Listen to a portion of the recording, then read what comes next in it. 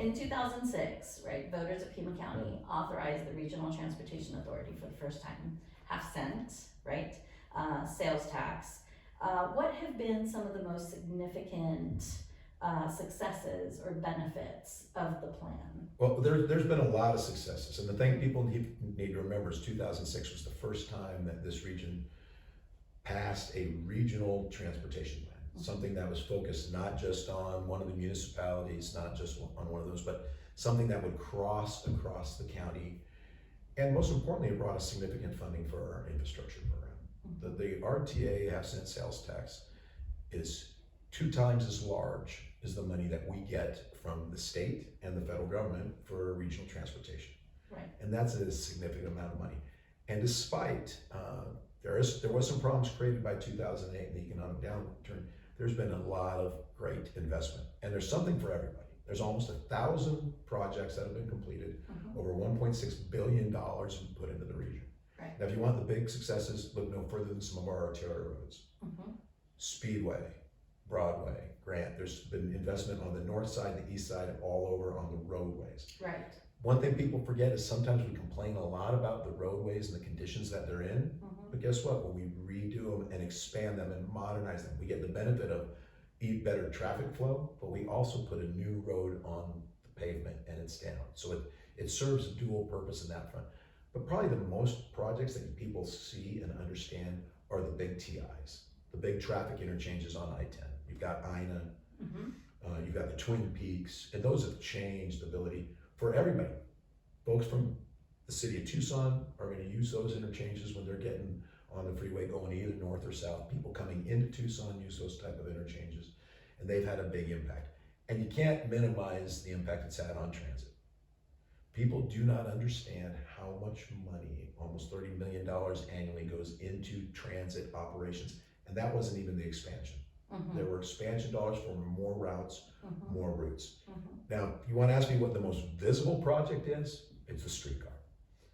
And there's some folks love it. Like I said, it's a little bit of everything in the RTA program. Some people think it was a good investment, then some think it was horrible. But the one thing you can't deny is the growth along that route. Sure. And you've seen that probably in your profession, that the amount of buildup along the routes, people want to be near the route. Sometimes it's hard because is there good housing opportunities there for people? That's something I think you'll continue to see grow. But when it comes to the economic development and the turnaround of downtown, what if they happened without the streetcar? We'll never know. Right. But the one thing I can tell you is because the streetcar's there, it serves the community, particularly downtown. It serves the visitors that come into town. It serves the University of Arizona and the students. So that to me is one of the visible ones. Sure. It's also one of the most expensive. So right. it's all about give and take. And generally speaking, so it's a 20-year plan. It's a 20-year plan. We're on year 18. It expires. Right. We're actually almost in year 19. It expires in June of 26.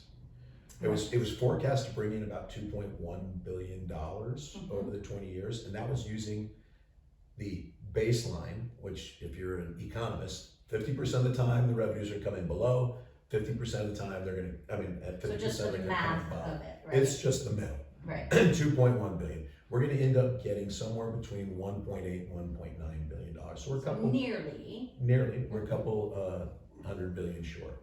But big improvement from expectations of just a couple of years ago. Oh, absolutely. It was the turn down in 2008 that put us so far behind. We're actually now bringing in revenues either at the forecasted revenues or above. And when you look at it, $2.1 billion average over 20 years, that's over $100 million to the region every year. And we're actually now collecting about 130 to 140 million annually. And the other part that, because you touched on it, but I want to make sure that people understand, is that this funding allows for us to have flexibility in addition to having additional funding, right? Because it complements state and federal dollars. There are a lot of funds, and if you look at the RTA Next, there's almost $700 million coming in addition to the estimated, using the pessimistic form of 2.45 billion. The conservative. To use the economist numbers, 80% of the time the revenue will exceed the 2.45 billion we're using right now. Mhm. Of course, last time was a 50-50 proposition. So this is a more conservative plan for the RTA Next, but to your point, it leverages federal dollars, it leverages state dollars. A lot of the funding that we get, it also gives you priority getting into the state 5-year plan. Right. You can go up, and the town of Maricopa shows up every single state transportation board beating on us because they want 347. Well, we don't have any money. They don't have any money. It doesn't give you priority. If you have a regional plan in place, like Maricopa, just reauthorize their half cent. Right. If we can authorize our half cent, then it gives us priority because we've got the funds. We don't have to find the funds. We don't have to find the dollars. But the state will provide matching dollars for the programs. Correct. You'll see 2 projects in RTA Next that deal with SR 210, the aviation highway. $25 million coming from us. Hundreds of $1 millions coming from the state because that's a state route. So it doesn't just impact state routes, city towns, interstates. It covers all the different roadways in the area. That's true from a federal perspective too, right? As far as having the regional transportation authority, the priority of federal dollars. Absolutely. Yeah. It works both ways. There's different challenges. I think you may have seen the Irvington TI is one that just was in the press. It's been slipped for its start date by about 6 months, the anticipated start date. One, business reasons.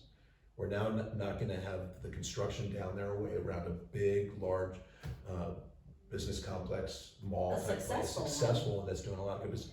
It won't cover 2 holiday seasons now. Now we'll only cover 1. But it is an example of federal dollars, which come with higher regulations, and getting the environmental impact done. A couple other things down there is one of the reasons, and community input's the other, to slip it 6 months. But to your point, Sean, it absolutely helps us get and leverage federal dollars.